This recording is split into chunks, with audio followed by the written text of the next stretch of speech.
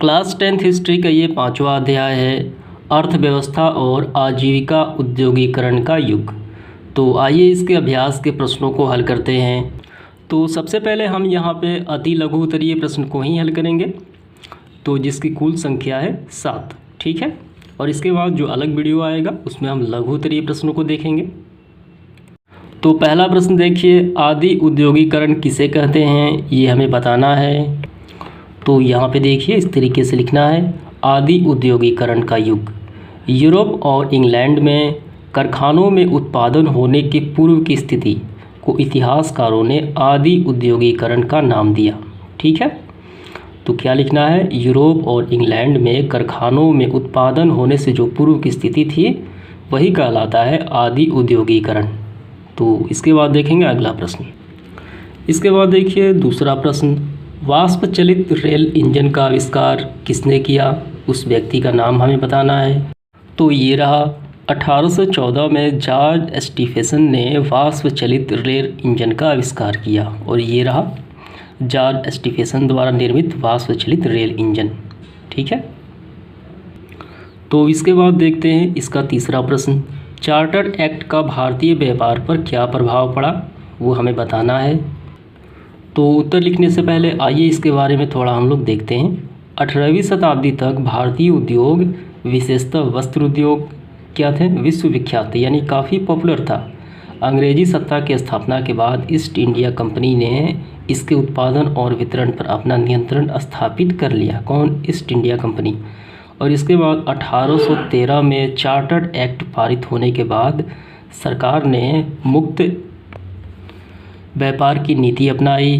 1850 के बाद अंग्रेजी सरकार की औद्योगिक नीतियाँ, ठीक है, कौन सी, मुक्त व्यापार नीति, भारतीय वस्तुओं के निर्यात पर सीमा और परिवहन शुल्क लगाने, रेलवे कारखानों में अंग्रेजी पूंजी निवेश, भारत की अंग्रेजी आयात को बढ़ावा इत्यादि के फलस्वरूप भारतीय उद्योगों का विनाश हुआ। ठीक है, कारखानों की स्थापना की प्रक्रिया बढ़ी, जिससे देसी उद्योग अपना महत्व खोने लगे। इससे भारतीय उद्योगों का निरुद्योगीकरण हुआ। तो अति लघु उत्तरीय प्रश्नों को ध्यान में रखते हुए आपको आंसर क्या लिखना है कि चार्टर्ड एक्ट यानी 1813 जो ईस्वी में जो चार्टर एक्ट आया उसका परिणाम क्या हुआ भारतीय व्यापार पर, ये लिखना है। भारतीय उद्योग, यहाँ से भारतीय उद्योगों का विनाश हुआ, कारखानों की स्थापना प्रक्रिया बढ़ी, जिससे देसी जो उद्योग थे अपना महत्व खोने लगे, और भारतीय उद्योगीकरण का निरुद्योगीकरण यानी उद्योगीकरण से नीचे, ठीक है, उनका विकास धीरे धीरे ठप होने लगा हुआ। तो यही आपको आंसर में लिखना है।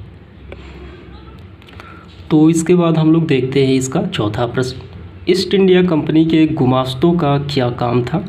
तो आइए इसका आंसर करते हैं। तो सबसे पहले इसके बारे में थोड़ा समझते हैं, उसके पश्चात हम आंसर करेंगे।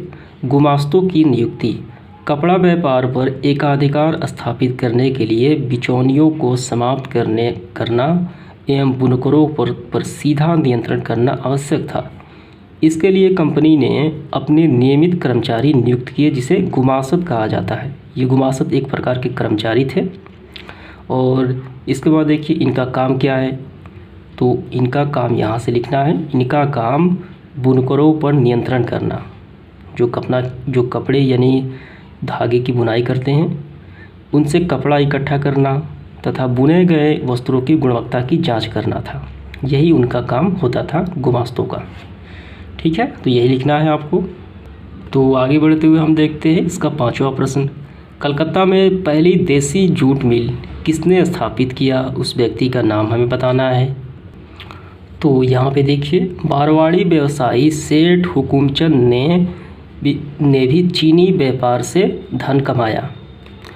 1917 में उन्होंने कलकत्ता में पहली देसी जूट मिल स्थापित किया।